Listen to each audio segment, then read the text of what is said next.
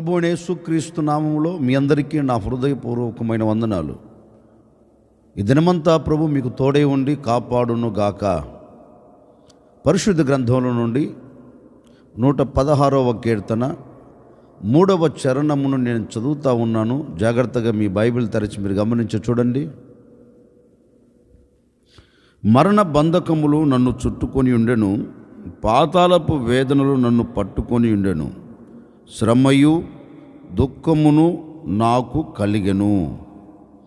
కీర్తనకారుడు తన కీర్తనలో చక్కని మాట, అంటే తనకు కలిగిన వేదనను బట్టి, తనకు కలిగిన బాధను బట్టి, తనకు కలిగిన శ్రమను బట్టి ఒక కీర్తన రాస్తూ ఆ కీర్తనలో దేవుని సన్నిధిలో అడుగుతున్న మాట, అయ్యా మరణ బంధకాలు నన్ను చుట్టుపడవేశాయి, పాతాళ లోకము నన్ను పట్టుకొని ఉంది, నాకు శ్రమయే దుఃఖము కలుగుచున్నది. కీర్తనాకారుడు అంటారు, నా బ్రతుకుల్లో ఒక సంతోషాన్ని నేను చూడలేకపోతున్నాను. ఎందుకు అంటే నాకు అనుక్షణం ప్రతిక్షణం శ్రమయే నాకు కలుగుచున్నది. ఎటు వెళ్ళినా నాకు ఒక మరణకరమైన శ్రమ నన్ను ఆవరిస్తూ ఉంది. ఎటు వెళ్ళాలి అని తలంచిన, ఒకవేళ ఈ మార్గం గుండా వెళదామని నేను ఆలోచిస్తున్నప్పటికీ ఆ మార్గం ముయ్యబడిన స్థితిలో ఒక మరణం లాంటి శ్రమ నన్ను పట్టుకుందయ్యా, నన్ను విడిచిపెట్టడం లేదు. సరే, ఈ మార్గం గుండా వెళదామని ఈ మార్గం గుండా వెళుతూ ఉంటే ఈ ప్రక్క పాతాళము లాంటి శ్రమ, ఒక ప్రక్కేమో మరణము లాంటి దుఃఖము నన్ను ఆవరించింది, మరొక ప్రక్కేమో పాతాళము లాంటి శ్రమ నన్ను పట్టుకుంది. ఈ శ్రమల మధ్యలో నేను బయటికి రాలేక, ఈ శ్రమల మధ్యలో నేను విడిపించబడలేక, ఈ శ్రమల మధ్యలోంచి నేను సంతోషాన్ని చూడలేక నలపబడుతున్నానయ్యా, గనుక ఒక్కసారి నన్ను జ్ఞాపకం చేసుకో అని దేవుని సన్నిధిలో ప్రార్థన చేస్తూ దేవుని సన్నిధిలో వాడిన మాట అండి. ఏమంటున్నాడంటే, నాకు శ్రమ దుఃఖము నాకు కలుగుచున్నదయ్యా. ఎందుకు నాకు శ్రమ దుఃఖం కలుగుచున్నదంటే, మరణము అనే శ్రమ నా ఎదుట నిలబడింది, పాతాళము అనే శ్రమ నా ఎదుట నిలబడింది, అందుకే నా హృదయంలో సంతోషము లేకుండా పోయింది అంటాడు కీర్తనకారుడు. నిజమే, ఒకవేళ నిన్నటి వరకు మన వైపు లేకపోతే మన చుట్టూ ఏ మరణము లాంటి శ్రమ నిన్ను పట్టుకుందో, ఏ పాతాళము లాంటి దుఃఖం నిన్ను వేధిస్తుందో, ఏ మరణము లాంటి శ్రమలన్నీ నీ చుట్టుముట్టి ఒకవేళ నేను నవ్వులపాలు చేస్తూ వచ్చాయో, దానివలన నీ హృదయం అంతా దుఃఖముతో నింపబడి ఉందేమో నాకు తెలియదండి. ఆ శ్రమ వలన నీ కుటుంబం అంతా కొట్టబడుతుందో నాకు తెలియదండి. ఆ శ్రమ వలన నీ కుటుంబం అంతా నెట్టబడుతుందో నాకు తెలియదండి. శ్రమ కలిగినందువలన ఒకవేళ నీవు కృంగిపోతున్నావేమో, శ్రమ కలిగినందువలన నీవు కృంగిపోయి కృషించిపోతున్నావేమో నాకు తెలియదండి. ఇదిగో ఈ ఉదయకాల సమయంలో నా ప్రభు చెప్పకనే చెప్తున్నారు, ఒకవేళ నీకు శ్రమ కలిగి నువ్వు దుఃఖముతో వేసావు నాకు తెలియదు. ఓ సేవకుడిగా మనసారా ఈ ఉదయకాల సమయంలో నేను కోరుకుంటున్నానండి, నా ప్రభు నీ శ్రమ దినమును తీసివేసి నీ దుఃఖానికి ముగింపును కలగచేసి నీ హృదయంలో సంతోషాన్ని నిలబెట్టునుగాక. మరణము లాంటి శ్రమల మధ్యలో నుండి నా దేవుడిని లేవనెత్తునుగాక. పాతాళం లాంటి శ్రమల పట్టుకొని ఉండగా వాటి మధ్యలో నుండి నా ప్రభు మిమ్మల్ని విడిపించునుగాక. శ్రమ అనున్నది నీ ముంగిట నిలబడకుండా నా దేవుడు తీసివేసి నీ హృదయమునకు ఆనందము దయచేయునుగాక. కీర్తనకారుడు అంటారండి, శ్రమయు దుఃఖము నాకు కలుగుచున్నది. ఓకే, ఈ శ్రమల మధ్యలో నుండి ఒక వ్యక్తి విడుదల పొంది సంతోషాన్ని చూడాలి అంటే ఆ వ్యక్తి ఏం చేయాలి? ఈ శ్రమ ఎప్పుడు మనకు దూరం అయిపోతుంది? పరిశుద్ధ గ్రంథంలో వచ్చిన మాట నేను మీతో చెప్తాను, జాగ్రత్తగా వినండి. దావీదు శత్రువుల చేత తరమబడుతున్న ఆ దినాలండి. దావీదు శత్రువుల చేతికి చిక్కబడిపోయాడు, శత్రువుల చేత బంధించబడ్డాడు. ఆఖరికి ఏ స్థితిలోనికి దావీదు వెళ్ళారు అంటే, ఇక మరి కొన్ని గంటల వ్యవధిలో తన ప్రాణము తనను విడిచిపెట్టి వెళ్ళిపోతుందండి.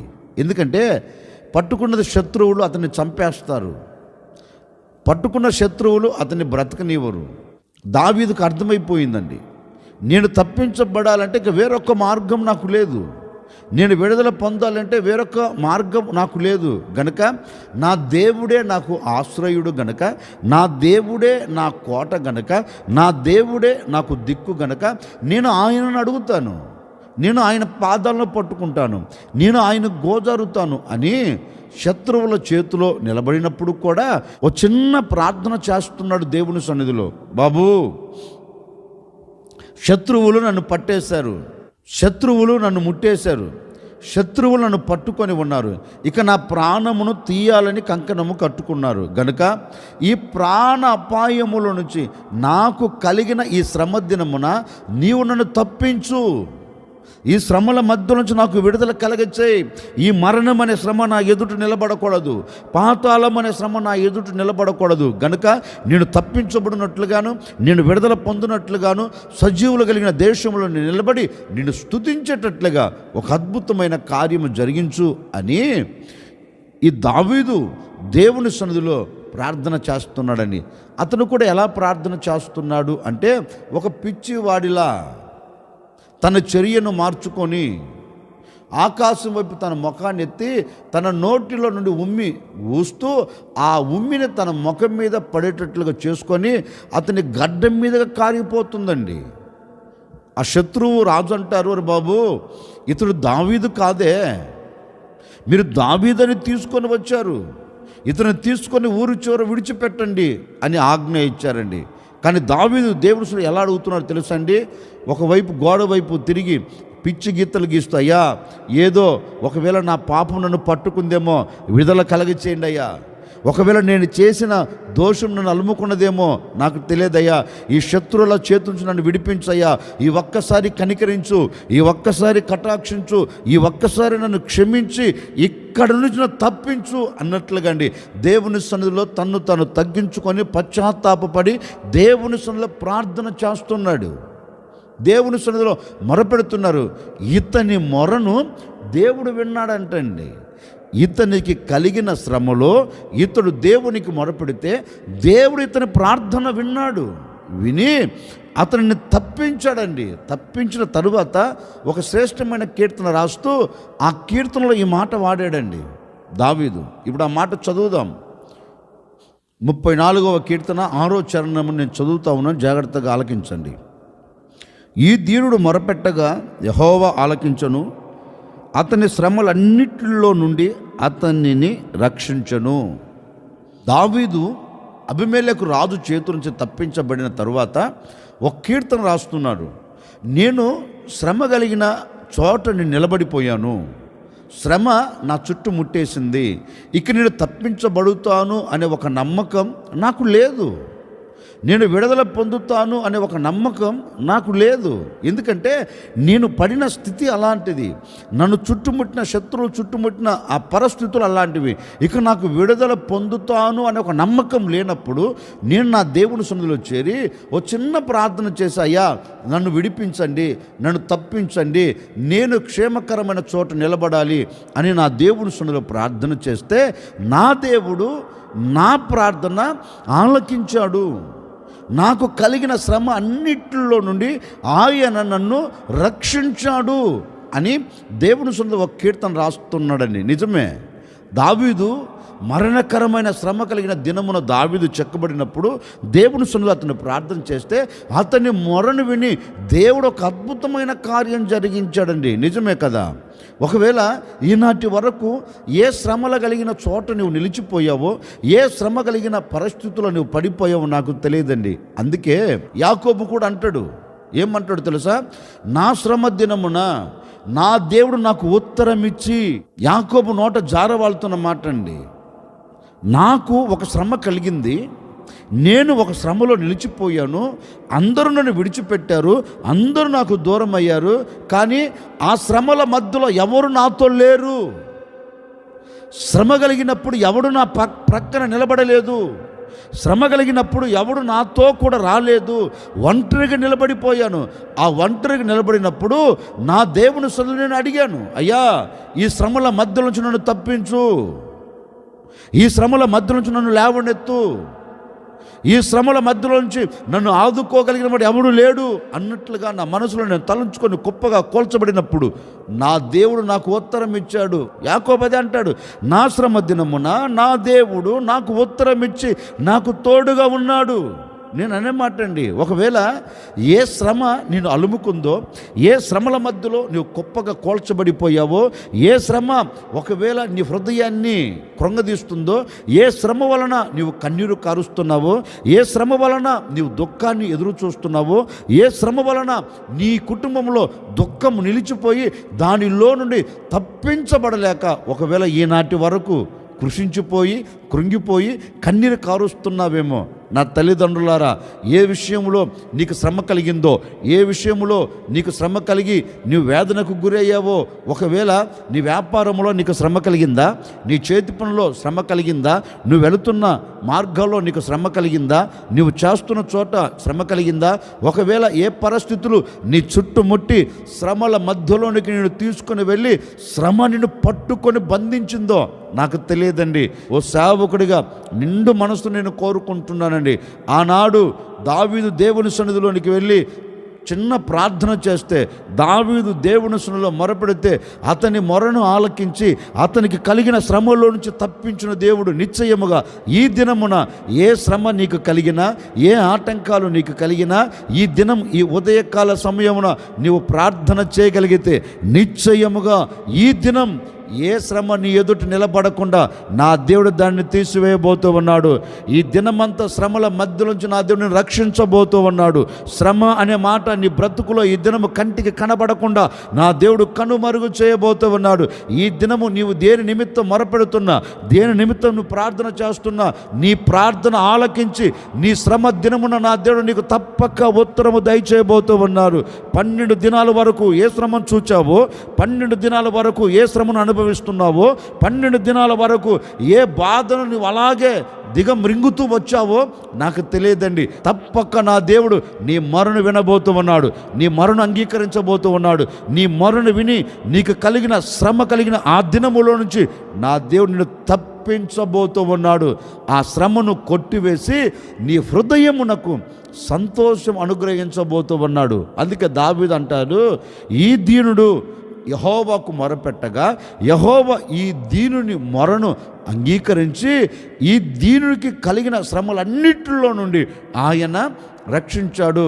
దావీదునే కాదండి, ఈ దినం నిన్ను కూడా రక్షించబోతూ ఉన్నాడు. ఈ దినం ఏ శ్రమ నీవు చూడకుండా నీకు నా దేవుడు కాపుదలను అనుగ్రహించబోతూ ఉన్నాడు. శ్రమ అనేది నీ ఎదుట నిలబడకుండా దేవుడు దూరం చేయబోతూ ఉన్నాడు. శ్రమల మధ్యలో నువ్వు నిలబడినప్పటికీ అక్కడ నుండి ఈ దినము నా దేవుడు నేను పైకి లేవనెత్తబోతూ ఉన్నాడు. ఇక శ్రమ అనే మాట ఈ దినం నీవు చూడకుండా ఉండేదవుగాక. ఆ శ్రమ కలిగిన చోట నుండి నా దేవుడు నేను తప్పించునుగాక. భయపడకు. ఈ ఉదయకాల సమయంలో ఒక చిన్న ప్రార్థన అండి, అయ్యా నాకు కలిగిన ఈ శ్రమ దినాలు కొట్టివేయవా, ఈ శ్రమ దినాలకు ముగింపును కలగచేయవా అని దేవుని పాదాలు పట్టుకో. నిశ్చయముగా నా దేవుడు నీకు కలిగిన ఈ శ్రమ దినమును కొట్టివేసి సంతోషకరముగా ఈ దినాన్ని నా దేవుడు మలచబోతూ ఉన్నాడు. ఈ దినమును మార్చబోతున్నాడు. అందుకే లేఖనంలో కూడా చక్కగా రాయబడిందండి. యెషయా గ్రంథంలో చక్కని మాట రాయబడింది. ఏమని రాయబడింది అంటే, నా ప్రజలు నా సన్నిధిలోనికి వచ్చి మొరపెడుతున్నారు, నేను వారి మొరను ఆలకించి వారికి ఉత్తరం ఇచ్చుచున్నాను. దేవుడు అంటాడండి, యెహోవానగు నేను ఇలాగూ సెలవిచ్చుచున్నాను, నా ప్రజలు తన్ను తాను తగ్గించుకొని నా సన్నిధిలోనికి వచ్చి నా ప్రజలు మొరపెట్టారు కనుక ఇప్పుడు నేను ఏం చేశానంటే వారి మొరను విన్నాను, వారి మొరను ఆలకించాను. వారి మొరను ఆలకించి ఇప్పుడు నేను వాళ్ళకి ఏమి ఇవ్వబోతున్నానంటే ఉత్తరం ఇవ్వబోతూ ఉన్నాను. ఏమని ఉత్తరం ఇవ్వబోతూ ఉన్నావు అంటే, తన ప్రజలట శ్రమ కలిగినందువలన వారికి దుఃఖం కలుగుతుందంటండి. అందుకే యోబు గ్రంథకర్త కూడా తన గ్రంథంలో ఒక మాట రాస్తాడండి, నాకు నెమ్మది లేదు, సుఖము లేదు, విశ్రాంతి లేదు, నాకు శ్రమయే సంభవించుచున్నది, నా బ్రతుకులు నేను శ్రమనే చూచుచున్నాను, ఈ శ్రమ వలన నేను కృంగిపోయాను అంటాడండి యోబు. ఈ ఇశ్రాయేలు జీవితం కూడా ఆ విధంగా మలచబడిపోయింది. ఇశ్రాయేలు కూడా అదే అంటున్నారు, అయ్యా ఈ శ్రమ వలన మేము దుఃఖములో నిలిచిపోయాం, ఈ దుఃఖములో నుండి మాకు ఒక విడుదల కావాలి గనుక నీవు మా మొరను ఆలకించు అని ఈ ప్రజలు దేవుని సన్నిధిలోనికి వెళ్ళి మొరపెడితే దేవుడు అంటారు, మీ మొర నేను ఆలకించాను, నిశ్చయంగా మీకు ఉత్తరం ఇస్తున్నాను అని వారితో అంటారండి. ఆ మాట ఇప్పుడు నేను చదువుతాను, వినండి. యెషయా గ్రంథం 49వ అధ్యాయం 8వ వాక్యం చదువుతున్నాను. 13వ వాక్యాన్ని, 2 వాక్యాన్ని చదువుతాను, వినండి. యెహోవా ఇలాగు సెలవిచ్చుచున్నాడు, అనుకూల సమయమందు నేను నీ మొర నాలకించి నీకు ఉత్తరం ఇచ్చి తిని రక్షణ దినమందు నిన్ను ఆదుకొంటిని. బయలు వెలుడి అని బంధింపబడిన వారితో, బయటికి రండి అని చీకట్లో ఉన్న వారితో చెప్పుచు దేశమును చక్కపరిచి పాడైన స్వాస్థ్యములను పంచిపెట్టుటకై నిన్ను కాపాడి ప్రజలకు నిబంధనగా నియమించి తిని. ఇప్పుడు 13వ వాక్యం, శ్రమ నొందిన తన జనుల యందు జాలిపడి యెహోవా తన జనులను ఓదార్చి ఉన్నాడు. లేఖనం అంటుందండి, అనుకూల సమయమందు ఇశ్రాయేలీయులు దేవుని సన్నిధిలోనికి వెళ్ళి దేవుని సన్నిధిలో మొరపెడితే దేవుడు అంటారు, ఇదిగో మీరు మొరపెట్టిన మీ మొర నేను ఆలకించానయ్యా, మీకు ఉత్తరం ఇస్తున్నాను. ఏమని? ఏ శ్రమ నిన్ను అలుముకుందో, ఏ శ్రమ నిన్ను పట్టుకుందో, ఏ శ్రమలో నీవు కుమిలిపోయావో మీరు భయపడవలసిన అవసరం లేదు. బంధకములో బంధించబడి ఉన్నవారులారా మీరు విడుదల పొందండి. చీకట్లో పడి ఉన్న వారులారా మీరు బయటికి రండి. చీకటి అనే శ్రమ నిన్ను అలుముకున్నదేమో, బంధకాలు అనే శ్రమ నిన్ను అలుముకున్నదేమో, బయటికి రండి, విడుదల పొందండి. నేను మీ మొరను ఆలకించి మీకు ఉత్తరం ఇస్తున్నాను గనుక ఇక బంధకాలు మిమ్మల్ని బంధించకుండా, చీకటి దినాలు మిమ్మల్ని ఆవరించకుండా, శ్రమ మీ ఎదుట నిలబడకుండా నేను దాన్ని కొట్టివేయబోతూ ఉన్నాను అంటూ వాటితో ఒక మాట అంటున్నాడు. శ్రమ నొందిన తన జనుల యందు యెహోవా జాలిపడి ఓదార్చాడంటండి. లేఖనం అంటుంది, శ్రమపరచబడిన నా జనులను ఇప్పుడు నేను ఏం చేయబోతున్నానంటే ఓదార్చబోతూ ఉన్నాను, వారి మీద జాలి పడుతున్నాను. ఎందుకని? వారు నా యొద్ద కూర్చు మొరపెట్టారు, వారు నా పాదలు పట్టుకొని కన్నీరు కార్చారు, వారి మొరను ఆలకించాను, వారికి ఇప్పుడు ఉత్తరం ఇస్తున్నాను. నేను మిమ్మల్ని ఓదార్చబోతూ ఉన్నాను, మీ శ్రమ దినములు నేను తీసివేయబోతూ ఉన్నాను. మీకు శ్రమ కలిగిన సందర్భాలన్నింటినీ మీరు ఇక జ్ఞాపకము చేసుకోకుండా వాటన్నిటిని తుడిచివేయబోతూ ఉన్నాను. ఇక శ్రమ అనే మాట నీ బ్రతుకులో లేకుండా నీ దేవుడనైన నేను నీ మీద జాలిపడి నేను తప్పక ఓదార్చబోతూ ఉన్నాను అని ఇశ్రాయేలు ఎడల జాలిపడి వాళ్ళని ఓదార్చి వారి శ్రమ దినమును కొట్టివేసి వారికి సంతోషం అనుగ్రహించి ఆనందకరంగా నిలబెట్టినట్లుగాను ఈ 13వ తేదీ ఓ సేవకుడిగా నేను కూడా మనసారా కోరుకుంటున్నానండి. ఒకవేళ ఏ శ్రమ నీకు కలిగిందో ఇశ్రాయేలు దేవుని సన్నిధిలోనికి వెళ్ళి మొరపెట్టి మా కన్నీళ్లు తుడిచివేయ్యా, మమ్మల్ని ఓదార్చయ్యా, ఈ శ్రమ దినాలు మా ముంగిటి నిలబడకూడదు అని దేవుని అడిగినట్టుగా నీవు ఈ దినమున దేవుని అడగగలిగితేనండి నిశ్చయముగా నా దేవుడు నీ మొరను ఆలకించబోతూ ఉన్నాడు, నీకు ఉత్తరాన్ని పంపబోతూ ఉన్నాడు, నీకు సమాధానమును పంపబోతూ ఉన్నాడు. ఎలాంటి సమాధానము తెలుసా? ఈ దినము శ్రమ నీవు చూడకుండా ఆనందము చూడగలిగిన ఉత్తరమును నీవు అనుభవించబోతూ ఉన్నావు.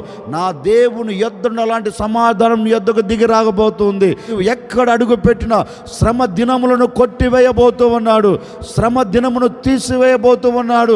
శ్రమ అనే మాట నీ బ్రతుకుల్లో కంటికి కనబడకుండా నా దేవుడు దూరపరచబోతూ ఉన్నాడు. కారణం నీ మొరను విని నీ మీద జాలి పడుతున్నాడు.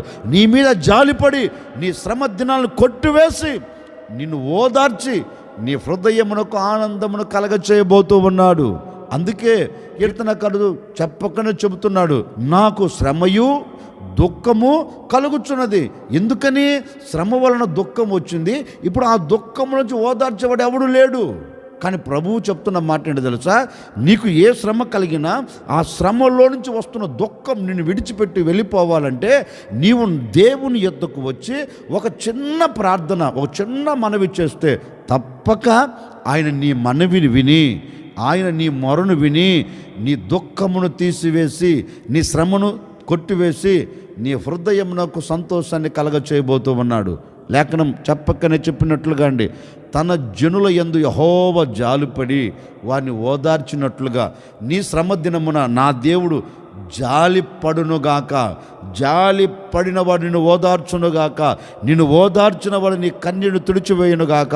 నీ కన్నీటిని తుడిచివేసిన దేవుడు నీ హృదయమునకు ఆనందం కలగచేయునుగాక. నీ హృదయమునకు ఆనందమును అనుగ్రహించునుగాక. ఈ దినమంతా నీ హృదయం తెప్పరిల్లబడినట్లుగాను, నీ హృదయం ఆనందకరంగా గంతులు వేయినట్లుగాను, నీ హృదయం ఉల్లసించున్నట్లుగాను, నీ హృదయం ఆనంద సంతోష గానములతో పరవశించున్నట్లుగాను నిశ్చయముగా నా దేవుడు నీ మీద జాలిపడి నీ శ్రమ దినమును కొట్టివేసి నిన్ను ఓదార్చి ఈ అనుభవంలోనికి నా ప్రభు నిన్ను తీసుకొని వచ్చునుగాక. ఓ సేవకుడిగా మనసారా నేను కోరుకుంటున్నానండి, ఈ దినమంతా నా దేవుడు నీ శ్రమ దినములోంచి నేను తప్పించునుగాక. ఈ శ్రమ కలిగిన ఈ దినములో నీకు ఓదార్పును కలగచేయునుగాక. శ్రమను తీసివేసి నీ హృదయమునకు ఆనందమును దయచేయునుగాక. ఈ దినమంతా నా దేవుడు నీ శ్రమకు ముగింపును కలగచేసి ఈ దినమంతా నీవు సంతోషకరంగా సాగి వెళ్ళినట్లుగా ఒక అద్భుతమైన కార్యమును జరిగించునుగాక. అందుకే కీర్తనకారుడు అంటారు, అయ్యా శ్రమయు దుఃఖము నాకు కలుగుచున్నది. ఈ శ్రమల్లో నుండి ఒక వ్యక్తి విడుదల పొందాలి అంటే, శ్రమలో నుంచి ఆ వ్యక్తి విడుదల పొంది సంతోషాన్ని చూడాలి అంటే పరిశుద్ధ గ్రంథం చెప్పకనే చెబుతుంది, నీవు దేవుని సన్నిధిలోనికి వచ్చి నీకు కలిగిన శ్రమను బట్టి దేవుని పాదాలు పట్టుకొని నీవు మొరపెడితే నిశ్చయముగా ఆయన నీ మొరను అంగీకరించి నీ శ్రమ దినమును కొట్టివేసి నీ శ్రమ దినమునకు ముగింపును కలగచేసి నీకు నీ కుటుంబానికి నీకు కలిగిన సమస్తమునకు ఆనందమును దయచేస్తాడు. ముగిస్తున్నాను, ఈ మాట నేను మీతో చెప్తున్నాను. ఈ దినమంతా నా ప్రభు నీకు ఆనందాన్ని దయచేయునుగాక. ఈ దినము ప్రారంభం మొదలుకొని ఈ దినాన్ని ముగించేంత వరకు నా ప్రభు నీ కుటుంబానికి నెమ్మదిని, సంతోషమును, సమాధానమును అనుగ్రహించి ఈ దినమంతా మిమ్మల్ని ఆశీర్వదించునుగాక. ఎక్కడ శ్రమ చూడకుండా ఈ దినమంతా నీకు నీ కుటుంబానికి క్షేమమును కలగచేయునుగాక.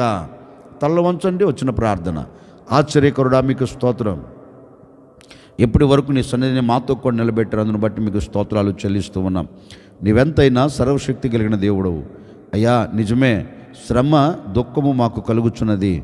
మేము ఈ శ్రమల మధ్యలోంచి తప్పించబడి సంతోషాన్ని చూడాలి అంటే మీ లేఖనము సెలవిచ్చినట్లుగా దావీదు మీ సన్నిధిలోనికి వచ్చి మొరపెట్టి శ్రమ కలిగిన దినములో అతడు తప్పించబడి సంతోషాన్ని చూచినట్లుగా ఈ దినమంతా మీ బిడ్డలు కలిగిన శ్రమలోంచి విడుదల కలిగి చేయండి. ఈ దినమంతా మీ బిడ్డల సంతోషములు అనుభవించుదురుగాక. ఈ బిడ్డలు ఏదైతే ప్రార్థన చేసుకుని అడుగు బయట పెడుతున్నారో వారి మొరను మీరు విని వారి శ్రమ దినములను కొట్టివేసి వారికి క్షేమమును అనుగ్రహించి సాక్షిగా నిలుపుకోమని ఈ దినమంతా నాయన ప్రతి కుటుంబానికి ఈ మాటలు వింటున్న ప్రతి ఒక్కరికి మీరు తోడై ఉండి శ్రమ దినమును కొట్టివేసి ఓదార్పును అనుగ్రహించి సంతోషంతో ప్రతి కుటుంబాన్ని నింపి సాక్షిగా నిలుపుకోమని యేసు నామములు అడిగి వేడుకొనుచున్నాము తండ్రి, ఆమెన్. ఈ దినమంతా మీకు కలిగిన శ్రమను నా దేవుడు కొట్టివేసి ఈ దినమంతా మీకు ఆనందమును, సంతోషమును నా దేవుడు అనుగ్రహించునుగాక.